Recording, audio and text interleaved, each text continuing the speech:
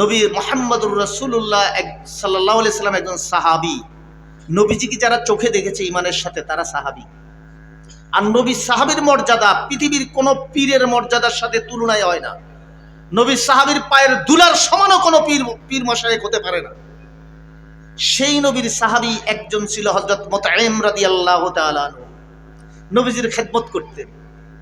নবীজির খেদমত করতে গিয়ে তিনি এক যুদ্ধের সময় নবীজির সাথে ছিলেন। নবীজির উটের থেকে হাওদা নামাচ্ছিলেন। হাওদা মানে উটের পিঠে একটু রোদ যেন না লাগে, একটু সানির মতো দিয়া গদি টদি এগুলা নামাচ্ছিলেন তিনি। ওই কাফের সৈন্যরা যে তীর মেরেছে নবীজিকে লক্ষ্য করে, সেই তীরটা হযরত মুতঈম রাদিয়াল্লাহর পিঠে দিয়ে ঢুকে সামনে দিয়ে বের হয়ে গেলেন। তিনি জায়গায় শহীদ হয়ে গেলেন।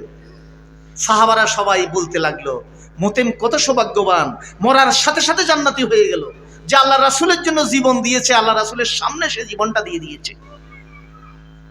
আল্লাহ রাসূল বলল, আমি যা জানি তোমরা তা জানো না। আমাকে জিবরাইল ওহীর মাধ্যমে যা জানায় আমি এই খবরগুলো সব জানি। কয় জাহান্নামের ফেরেশতারা মুতঈমের জন্য একটা চাদর আগুনের চাদর তৈরি করে এটারে আরো গরম করতেছে। সাহাবারা তো অবাক হয়ে গেল, বলে কি? কয় মুতঈম একবার আরেকটা যুদ্ধে তাকে গনিমতের মালের দায়িত্ব দিয়েছিলাম। গনিমতের মাল হলো যখন দুই পক্ষ যুদ্ধ লাগে, যুদ্ধে আসার সময় তরবারি নিয়ে আসে, অস্ত্র নিয়ে আসে, বল্লম নিয়ে আসে, আর রাতে থাকার জন্য তাঁবু আছে, কাপড় চোপড় আছে, চেঞ্জ করার জন্য এগুলো সব নিয়ে আসে। যুদ্ধে যখন হেরে যায়, পলানোর সময় এগুলো অনেকটা ফালাই চলে যায়। আর মুসলমানরা এগুলো খোঁজ করে এক জায়গায় তো তাদের উট বেড়া দুম্বা সবকিছু এরকম ফেলে তারা পালিয়ে যায়। ওইগুলো নিয়ে এসে জমা করে, এটাই গনিমতের মাল। এটা কিছুটা রাষ্ট্রের কোষাগারে জমা করে, কিছু মুজাহিদদের মধ্যে বিতরণ করে, এভাবে আল্লাহ রাসূলের এখতিয়ার, এটা এইভাবে করে দেন। তাকে একবার এই গনিমতের মাল জমার ক্ষেত্রে তাকে দায়িত্ব দিছি যে তুমি তোমার কাছে এগুলা এনে সাহাবারা জমা রাখবে, তুমি জমা রাখো। একটা চাদর দেখা ওই সাহাবী চাদরের লোভটা সামলাইতে পারে নাই। চাদরের লোভটা সামলাইতে না পারার কারণে তিনি ওই চাদরটা লুকাইয়া নিয়ে গেছেন। এই জন্য আজকে জিহাদের ময়দানে রাসূলকে বাঁচানোর জন্য তার কাফেরের তীরের আঘাতে শাহাদাত বরণ করার পরেও তিনি ফেরেশতারা তার জন্য জাহান্নামের কম্বল, জাহান্নামের চাদর আগুনে গরম করতেছে। বলবেন না নাউযুবিল্লাহ মিন যালিক। ইমাম আবু হানিফা রহমতুল্লাহ আলাইহি কাপড়ের ব্যবসা করতেন। পাইকারি কাপড়ের দোকান ছিল। একবার কাপড়ের একটা কাপড়ের মধ্যে একটু টুটা ছিল, মানে একটু কোনো সময় একটু কাপড়ের মধ্যে ডিস্টার্ব থাকে না, একটু ডিস্টার্ব ছিল একটা গাইটে, আর বাকি গাইটগুলো ঠিক ছিল। ওই দোকানের কর্মচারীকে উনি বলে গেলেন যে আমার এই যে কাপড়ের গাইটটা টুটা, এটা কাস্টমারকে দেখাইবা, দেখাইয়া টুটা হিসেবে দাম যেটুক কম হয় একটু কম নিবা। আমাদের দেশে যে থান কাপড় আছে এগুলো এরকম গাইড বিক্রি করে না, যেটা টুটা যেদূর কম হয় এই দাম কম নিয়ে তারপরে বিক্রি করবা। পাইকাররা আসছে, বেশি পাইকার আসছে, উনি ওই সবই এক দামে বিক্রি করছে। চা করে এই কথাটা বলতে সেই পরিমাণ দাম কম নিতে ভুলেই গেছে। উনি আয়সা বললেন যে কাপড়গুলো কি বিক্রি হয়েছে? কয় হ্যাঁ বিক্রি হয়েছে। কয় কাপড়গুলো যদি বিক্রি হয়ে থাকে তাহলে এই যে টুটা কাপড়ের দাম কত কম রাখছো? কয় আমি তো ভুলে গেছি। উনি ওই দিনের সকল বিক্রির কাপড়ের টাকাটা দান করে দিলেন। যে কোন টাকাটা এটার, এটা তো আমি জানি না, সবই দান করে দিলেন। বলেন না সুবহানাল্লাহ। শুধু তাই নয়, একদিন মেঘলা আকাশ, এখন তো কারেন্টের দিন, কারেন্টের দ্বারা রাতের বেলায়ও দিনের মতো আলো। মেঘলা আকাশ, ধরেন না আসরের সময় একটু অন্ধকার অন্ধকার হয়ে গেছে, উনি দোকান বন্ধ করাই দিছে। তো দোকান বন্ধ করো। অন্য দোকানদাররা বলে আপনি দোকান বন্ধ করছেন কেন? ভাই এখন এই অন্ধকারে কাস্টমাররা আসলে কাপড়ের রংটা ঠিক মতো দেখবে না, ওরা ঠকবে। এই ঠকা থেকে যেন তারা বেঁচে থাকে, এই জন্য আমি দোকান বন্ধ করছি, আজকে আর বেচবো না। আর আমাদের দেশে বালাগানে উপর দিদি খারাপ ব্যান্ড নিচে দিই সানি দে, আর নানা রকমের লাইট লাগায় ঝকমক করে, এতে কিনে একরকম বাড়ি যে গেলে আরেক রকম হয়ে গেছে। কথা ঠিক কিনা বলেন? কেমন ছিলেন ওনারা? আজকে আমি আমার প্রায় বলি, আমি আমার দাদার বাপের নাম পর্যন্ত জানি, দাদার বাপের নামও জানি না। আব্দুল মজুমদার আমার দাদার বাপের নাম। দাদার নাম হলো আব্দুল গনি মজুমদার, আমার আব্বা আব্দুল মন্নান মজুমদার। দাদার বাপের উপরে কত 100 বছর আগে মারা গেছে, ধরেন না নাইলে ওনারা।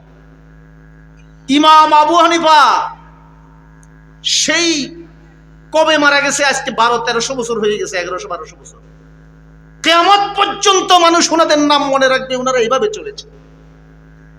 আপনারা জানেন আব্দুল কাদের জিলানী রহমতুল্লাহ আলাইহির ঘটনা, এটা জানেন তো আপনারা? ওনার আব্বা ক্ষুধার জ্বালায় অস্থির, নদীর কিনার দিয়ে হাঁটতেছিলেন। হঠাৎ দেখলেন যে নামাজ কয়টায় হবে, না এক হিসেবে বুঝেছে আজান হবে সবার, এই তো 7:30 জমা, ঠিক আছে 7:15 নামাজ হবে, ঠিক আছে। আব্দুল কাদের জিলানী রহমতুল্লাহ আলাইহির পিতা ক্ষুধার জ্বালায় নদীর পাড় দিয়ে হাঁটছেন। তিনি দেখলেন, মানে আজকে নামাজ 15 মিনিট পরে হবে, তিনি দেখলেন একটা আপেল নদীর পানি দিয়ে ভেসে যাচ্ছে। কোন মালিক আছে এটা? তিনি খিদার জ্বালায় লইয়া খাইয়া ফেলছেন। আল্লাহু আকবার। খাওয়ার পরে অনুভব হলো, আরে কার গাছের আপেল খাইলাম, এটার মালিক তো আমি না। নদীর স্রোত ওই দিক থেকে আসতেছে, আপেলটা যখন ওই দিক থেকে আসছে, তিনি চিন্তা করলেন এদিকেই কোনো বাগান হবে নদীর পাড়ে। তিনি এই নদীর পাড় ধরে হাঁটা শুরু করে দিলেন। হাঁটতে হাঁটতে গিয়ে দেখলেন একটা বাগান, যার একটা গাছের ডাল, আপেলের ডাল ওই নদীর দিকে, ওখান থেকে টুকটুক করে দিয়ে একটা পড়ছে। তিনি ওই বাগানের মালিকের খোঁজ করে তার কাছে গেলেন, যাইয়া বললেন, বাবা আপনার আপেল একটা এইভাবে নদী দিয়ে ভেসে যাচ্ছিল, আমি তো না বলে খেয়ে ফেলছি, আমি না বলে খেয়ে ফেলেছি। বললে যে আমি তো মাফ করব না, কারণ উনি চিনছেন আবু মুসা সালে জঙ্গি, উনি বুঝেছেন যে লোকটা একটা আপেল খাই আমার কাছে ক্ষমা চাইতে আসে, আর চেহারার দিকে চাইলে অলি অলি চিনতে পারে, কথা ঠিক কি না? বললে যে তুমি 12 বছর আমার গোলামি করতে হবে। কয় বছর? আমরাও লিখিতাম ধর্মী, আপেল একটা দাম মসজিদে সদকা করে দেবো, এবার গোলামি করবো আপেল একটা লেখা। শুধু তাই নয়, আমার একটা অন্ধ খোঁড়া ল্যাংড়া মেয়ে আছে, এটার বিয়ে করতে হবে। আল্লাহু আকবার। উনি চিন্তা করলেন দুনিয়ার 12 বছর সময় চলে যাবে, আখেরাতে যদি শাস্তি দেয় একদিন হলো 50,000 বছরের সমান। আখেরাতে আমরা বছর হিসাব করব, আখেরাতের একদিন দুনিয়ার 50,000 বছরের সমান, সেখানে শাস্তি একদিনও আমি সহ্য করতে পারবো না। তিনি রাজি হয়ে গেলেন। 12 বছর গোলামি যখন শেষ হলো, উনি মেয়ের সাথে বিয়ে পড়াই দিলেন।